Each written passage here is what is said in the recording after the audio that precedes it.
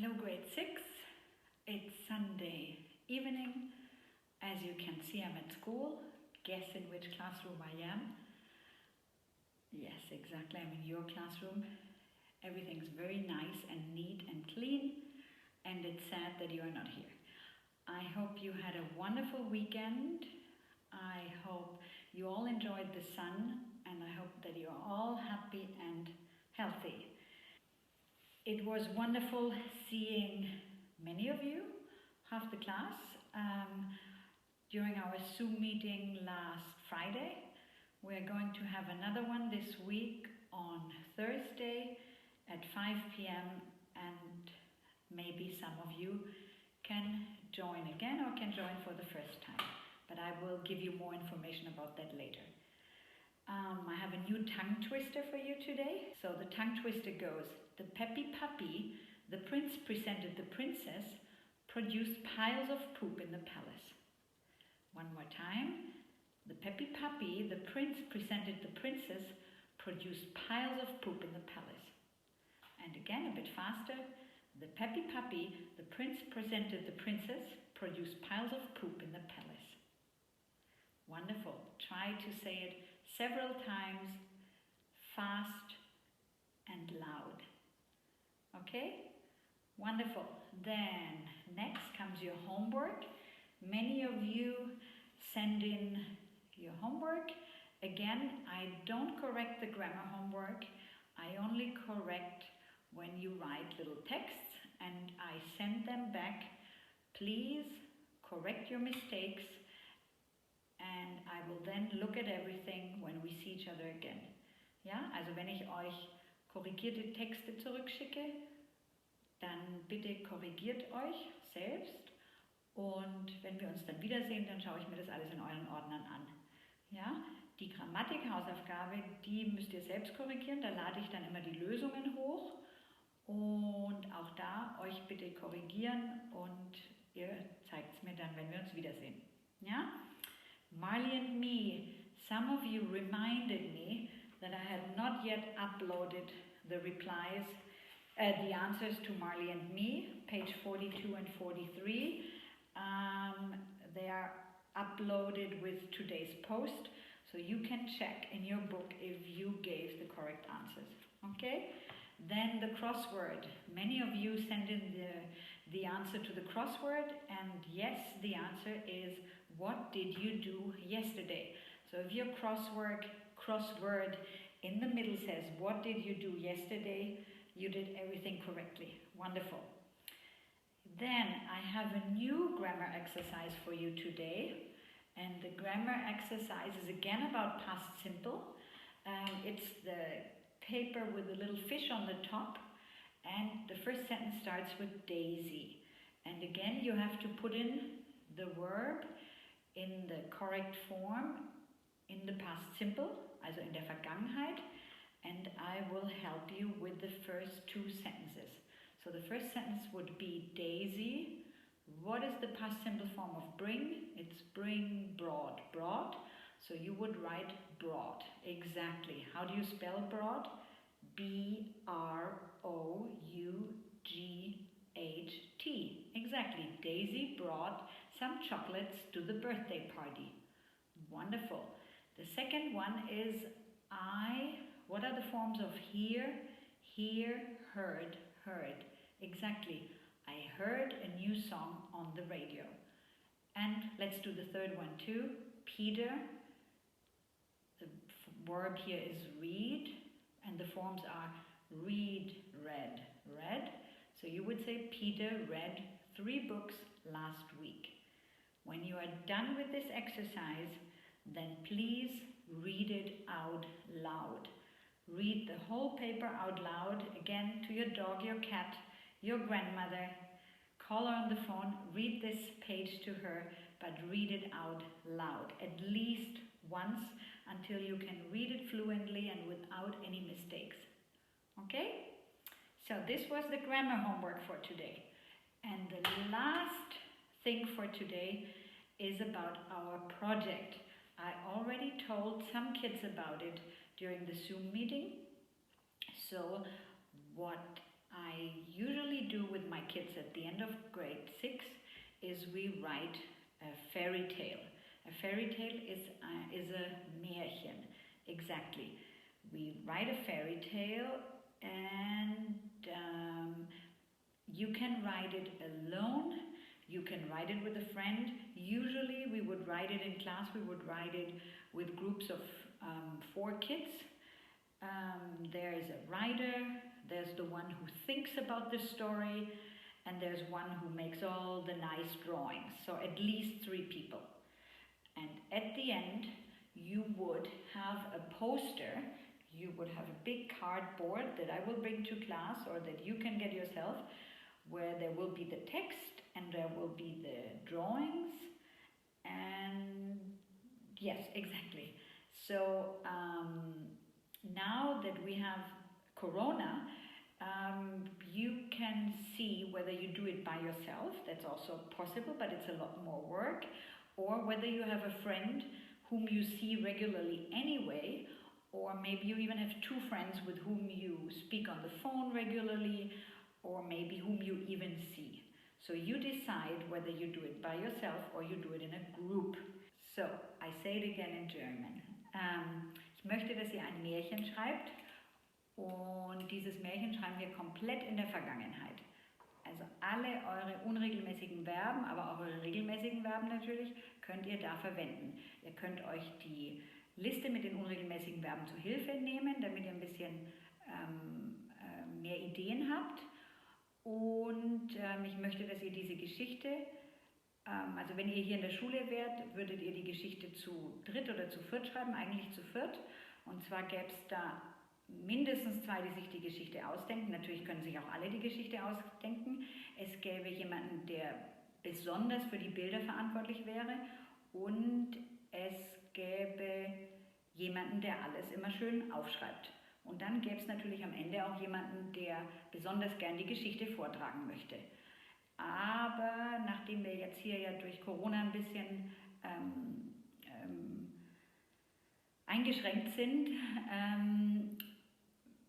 ja, könnt ihr die Geschichte, also dieses Fairy Tale, dieses Märchen entweder alleine schreiben, oder aber ihr könnt euch natürlich trotzdem zu 2 oder zu 3 zusammentun, wenn ihr eine Freundin oder einen Freund habt, den oder die ihr sowieso immer seht oder immer sprecht.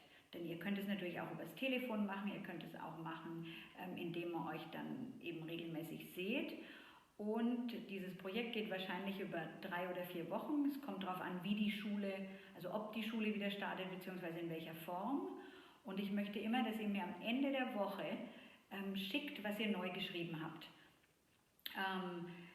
Das Ganze soll auf ein DIN A3, also auf auf einen großen Karton. Der Text soll ungefähr sein, so ungefähr 2 Seiten. Manche Schüler schreiben auch manchmal 3 Seiten, und die schneidet ihr dann in solche Textblasen aus. Am Ende wird das dann alles nochmal schön abgeschrieben. Es wird dann in so Textblasen ausgeschnitten, und dann malt ihr Bilder dazu. Entweder malt ihr da besondere Szenen, oder ihr malt eure Darsteller besonders, oder ihr malt, es ist euch ganz, ganz frei überlassen. Und für so ein Märchen braucht man natürlich auch Wortschatz, und diesen Wortschatz habe ich euch an diesem Post angehängt. Der ist aus diesem Buch hier, 1000 Useful Words, und es sind einmal diese 2 Seiten hier Storytime, and I'm reading it for you or with you quickly. So it starts with Storytime, and then comes fairy, a unicorn, a rich cat, a witch, a fairy godmother, an alien, a broomstick, a cauldron, a princess, a prince, a queen with a crown, a king, a palace, servant, a mouse, a toad, a glass slipper, a horse and carriage, a wizard with a wand, a wolf, a bad guy, a superhero, an explorer, a beast, and a cave. And then on the second page we have a giant, a genie, a monster, a magic carpet, a lamp, a castle, a ghost, a knight in an armor with a sword and a shield, a dragon, a tower, a dinosaur, a spy, a beanstalk, a pirate ship, a mermaid, treasure in a treasure chest, coins, a pirate with a parrot. Und die zweite Seite ist Let's make up a story, lasst uns eine Geschichte erfinden. Und Märchen im Englischen, die starten genauso wie im Deutschen mit Es war einmal ein und dann kommt diese Person. Im Englischen geht es los, Once upon a time, a princess. Also es war einmal ein Prinz, der.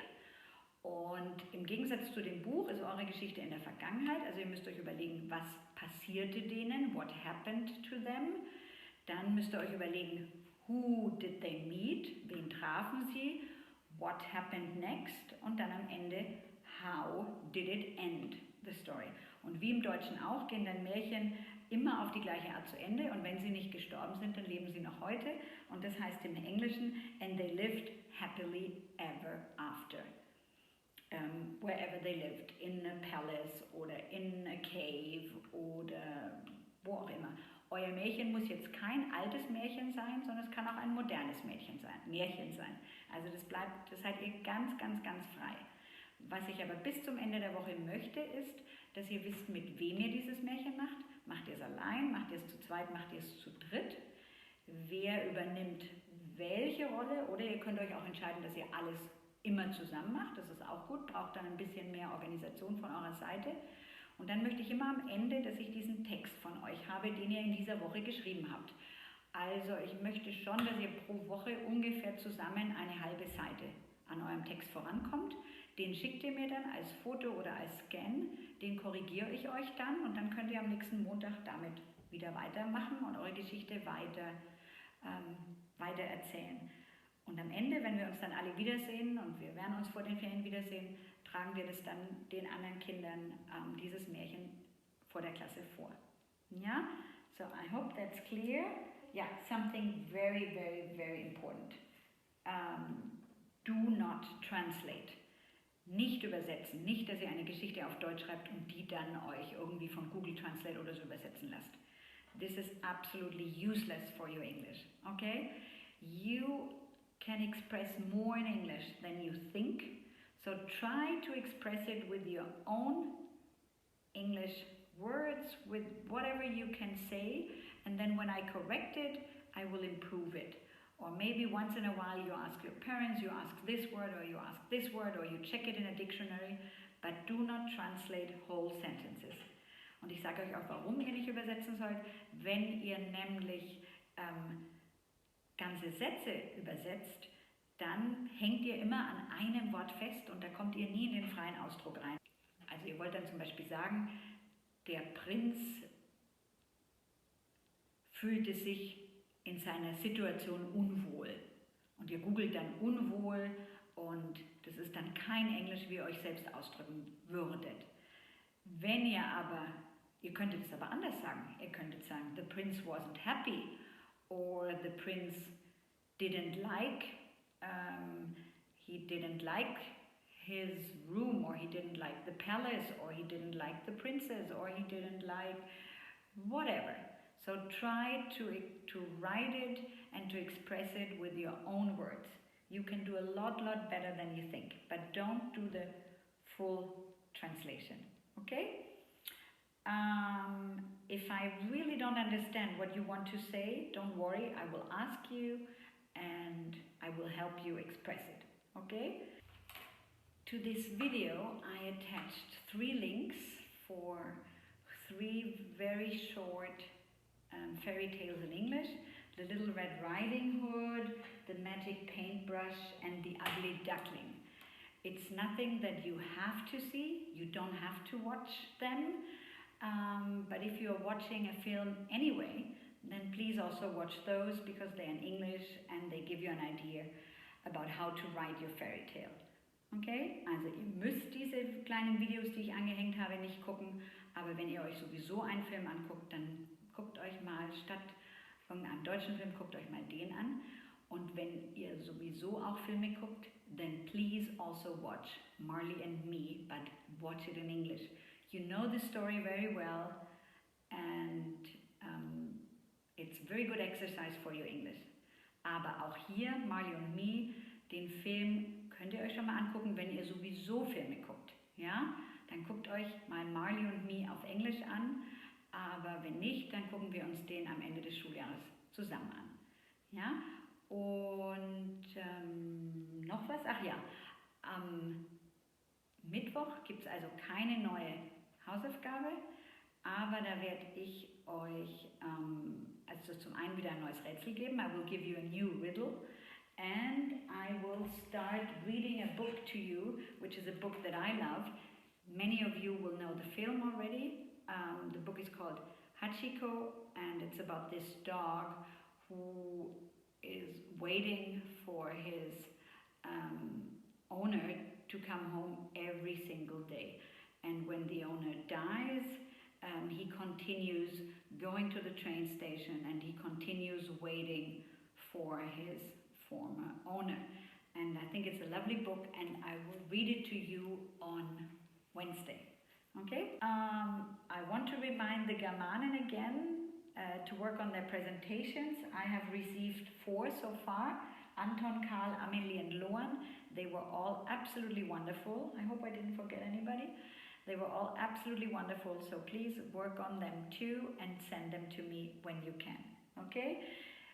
There will be another video on Wednesday and our Zoom meeting on Thursday, but with the video on Wednesday, I will not give you new homework. So homework for this week is the grammar, the exercise sheet on past simple, and it's to start working on your fairy tale. So, have a wonderful start into the week.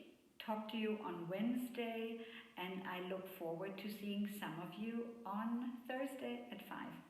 Bye-bye, grade 6. Bye-bye.